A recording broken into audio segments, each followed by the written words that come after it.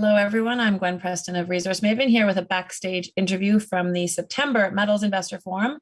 And I'm joined by Ian Harris, who is in Miami on his way back down to Colombia. He lives in Colombia, which is where one of Libero's projects is located. I say one of Libero's projects. Ian, what I want to ask you about is I want to ask you to sort of wrap up in just a little package the potential you see at each of Libero's projects. Because the thing that I find difficult to convey when I'm explaining the Libero story is sort of how that each project could, if it works, be a pretty significant opportunity in and of itself. Yeah, absolutely. Great. Thanks for the chance and catching me between planes. So, in some way, one of the things I really like is that each one of the projects have some very similar parallels, right? There's comparables. There's somebody else who's done the work and has created some significant value for shareholders.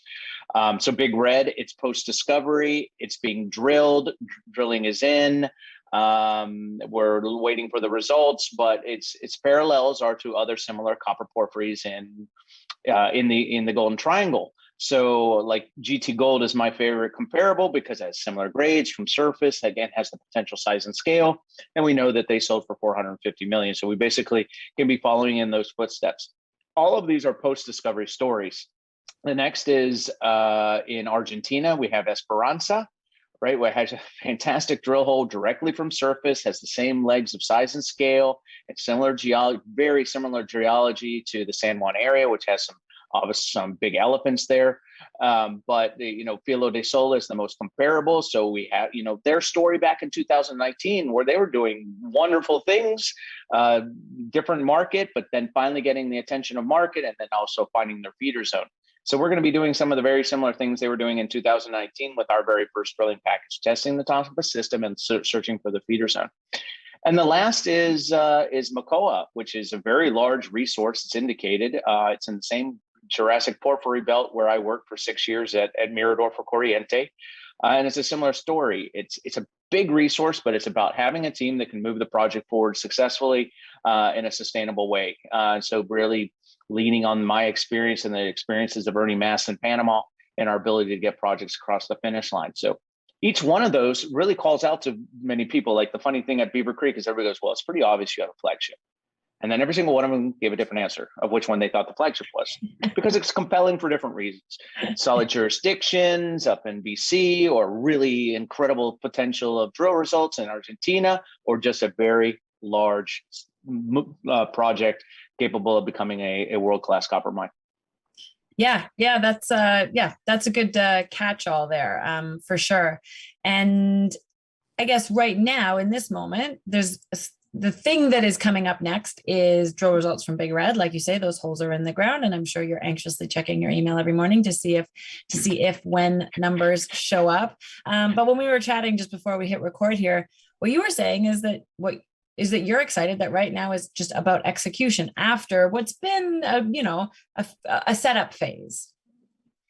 Yeah, really. I mean, we have an incredible team. I can't speak enough about the people that are involved with the company, the assets. As we went through the list, it's an incredible set of assets, but it was really putting together the individual strategies for each one of those projects and getting it together. And now we're executing, drilling at Big Red. And we like, obviously, that the results are coming in as or look like they're coming in as we had hoped, right? Mineralization continues at depth. We have the size and scale, et cetera. And then executing now too. I'll be honest, the work in Ecuador and the work in Panama was a slog. I mean, it was work, and it was work after learning, getting hit across the top of your head, right? So doing it this time, but starting it correctly and doing some of the things and the lessons we learned. I am absolutely shocked at the success that we're currently having in terms of developing social license in Mocoa, that we're going to be starting geophysics, this month. And really just getting things moving. It's amazing to see. Day one, it was 2 people. Now it's 10. Next thing, it's 20. And it's just growing so fast. And we're, you can see it's like almost like giving birth to a baby. And in this case, I hope it's my second baby. We should definitely capture that moment in the interview and put it on social media. It won't get misconstrued at all. And I think to wrap up, this is a copper story, which, I mean, there's gold involved as well, for sure. There's other metals in these assets, but this is a copper story, which to me is very attractive because it's such a reliable sector. I love copper, and I love being back into copper. It's a feel good. I mean, even more feel good than it ever was. The importance to the planet, et cetera. I mean, I'm definitely understand where copper is going and have some big expectations of the requirements of the planet.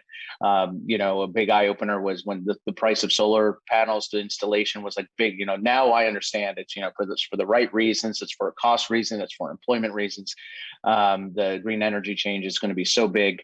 And it's so enjoyable working in copper and being a part of that. And then the other thing learned in the past, right? You always say, well, what's your strategy? Do you just drill it or do you work on it? The truth is you have to be looking into the future, and the future says that eventually people are going to be needing copper mines. And the best way to either, put them into production or have somebody who wants to put them into production more than you is making sure you think that you're going to be putting them into production and acting like an owner that's going to build it and completely de-risking it, so that when that feeding frenzy happens, right, that you're at the front of the pile. You got that golden present with the red bow around it, and you're looking prettier, and that's the first present underneath the Christmas tree, and everybody hopefully is fighting over it. You're king of the analogies today, Ian. I love it. Let's wrap it up there. Safe travels. Get yourself back down to Colombia. Keep working on that social license, and we will stay tuned for results from Big Red. Thank you so much. It's always a pleasure.